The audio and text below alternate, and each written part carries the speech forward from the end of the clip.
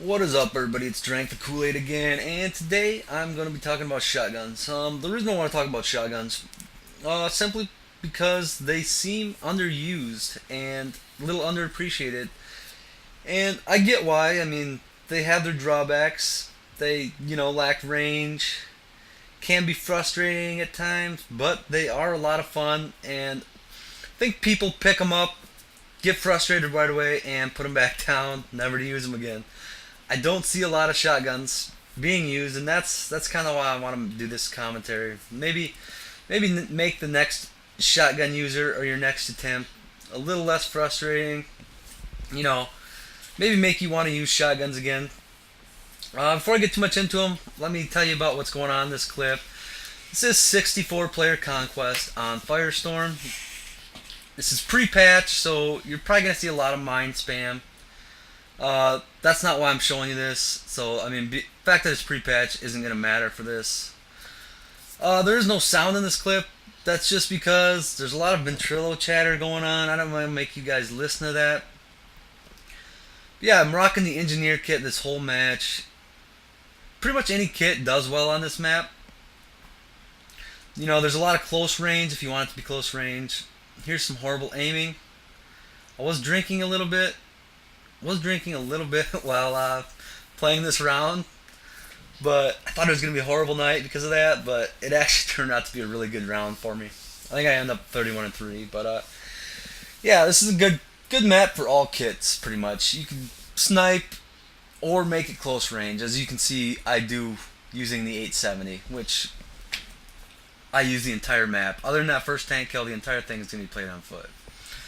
Quick note, this is a good spot to lay mines if you're playing as US.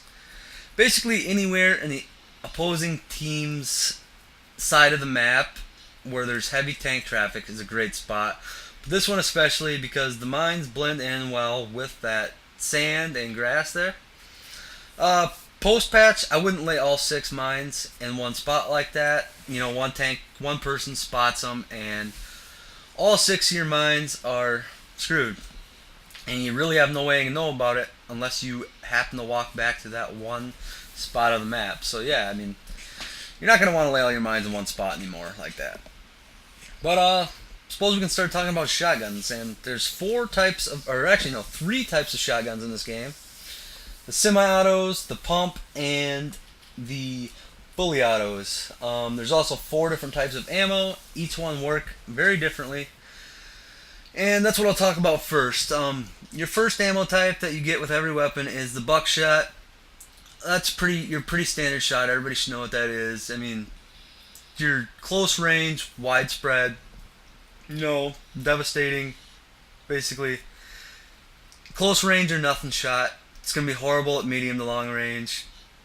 That's pretty much what shotguns are all about. That's what makes them fun. But yeah, your next type of ammunition you unlock, I believe, on every weapon is the flechette. And what flechette does is it offers a little more spread, and most importantly, offers penetration. And what this means is that you're going to be getting a lot of collateral kills with it, which makes it great for clearing rooms. Very good on maps like Metro 64, Grand Bazaar 64, or probably even on Metro and Grand Bazaar 32, actually. But basically big clumps of people.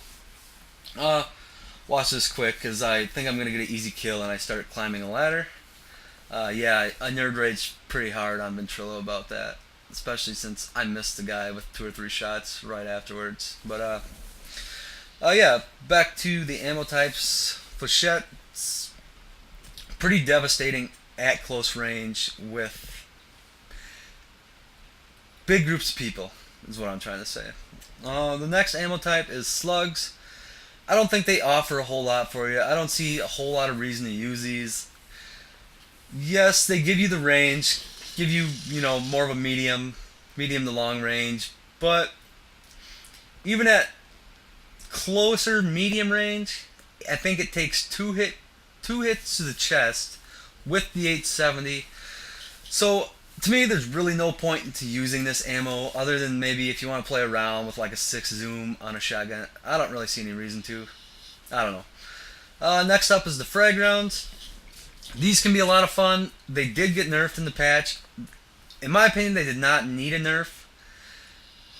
They nerfed them as like a knee-jerk reaction to people using them and complaining about the USAS. But in the rest of the guns, they really weren't that good. Uh, they did not need a nerf, in my opinion, but they were, and I guess I can live with it since I don't use them much anyway.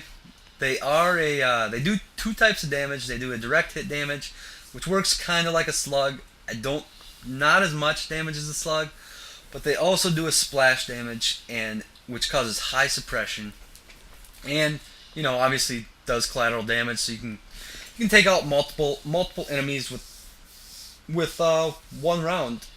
If their health's low enough, but not quite as good collaterally as the flechette rounds, in my opinion. They do serve a purpose. I don't use them much. I actually like the most fun I have with them is killing vehicles, just as kind of an LOL moment more than anything. But anyways, let's talk about the guns themselves. Like I said, there's three types. We'll talk about the semi-autos first, and that's the DAO12, the Sega 12K, and the M1014 or the Benelli. They're all very similar.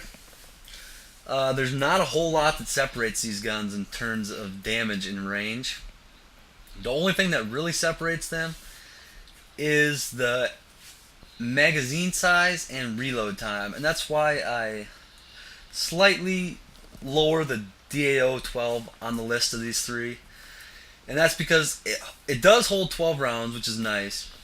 But once you empty out these 12 rounds, this thing takes forever and then some to reload. And I find myself just always switching to my pistol when using it, and usually dying by the time I get back to my shotgun anyway. So that's why I have this ranked a little lower. I do like using frag rounds with it. I kind of equip frag with it and just designate it as my frag round gun. I don't use it very often, but once in a while I get the urge to, excuse me, bust out frag rounds basically. But moving on, my next favorite, or least favorite, as I should probably say, is the Sega 12K. It's overall a lot like the DAO12 and the M10, like I said, but it does hold 9 rounds with extended mags, and does have a magazine actually instead of reloading each shell individually, which kind of gives it a little bit more advantage over the M10 and the DAO12. But for some reason, I favor the M1014 a little more. I don't know what it is. I think it's just personal preference. I seem to do better with the M1014. Really, I don't think there's anything different about them, like I said, but it's just more of a personal preference thing than anything. As for sights on these guns, the M1014 does have pretty bad irons. I do put a holographic on that. I don't really aim down the sights with these things anyway. They're semi-auto. You shouldn't have to aim down the sights. But once in a while, if I know a guy's coming around the corner or something, I will. And having a holographic over the irons on that gun, is a little bit better. It does offer a little better field of view. So other than that, I use extended mags with all of them. Some people like to use the laser sight for the tighter spread. I tried it. I didn't find it helped a whole lot. I'd much rather have the extra rounds. Seems like the extra rounds pays bigger dividends in the end. Moving on, I guess we'll talk about the US AS12. And this thing is a fully auto beast. Very overpowered in my opinion. I'm not going to get too much into that. I could go on a 30-minute rant about this gun. But you've probably all been killed by it by now, probably with frag rounds. A lot of people like to run frag with this thing. I personally like to run flechette. The high rate of fire really makes good use out of flechette because, if you're entering a room with a bunch of clumped up people, the flechette is going to mow down people faster than any ammunition type, and it's not even close. Of course, it does lack the range, but with the high rate of fire, at close range, it's not going to matter anyway. Um, the frags are nice for, having the extra range. They still do a decent job at clearing rooms, but you're going to end up killing yourself a lot with these things. Somebody's going to duck in front of you, like I said. You're going to shoot them in the back of the head, get some splash damage on your own face, and die a lot because of them, which can once in a while make it frustrating. The overpoweredness of this gun more than makes up for the fact that you're gonna die using it once in a while. And that brings me to this gun you're seeing me use now, which is the 870, and this is the only pump action in the game. Because it's a pump action, it is gonna fire a little bit slower. It really is not much because of the limiters they put on the semi-autos, which is actually something I forgot to talk about. The limiters is why I don't like the semi-autos as much. As I said, this gun does not fire much slower. I can hardly tell the difference.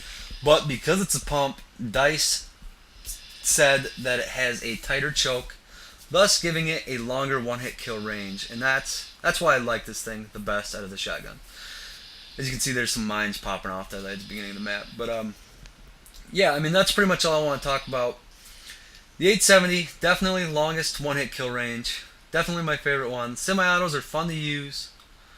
Not as good as the 870 in my opinion. Not nearly as good as the USAS or USAS 12. But yeah, if you want to see some more shotgun gameplay or have any questions for me, post questions in my channel or in the comment section. And if you want to see some more shotgun gameplay, check out I have 3 different montages you can check out, all different, all using different weapon types. So yeah, that's pretty much all I want to go over. If you have any questions, let me know, and I'll talk to you guys later.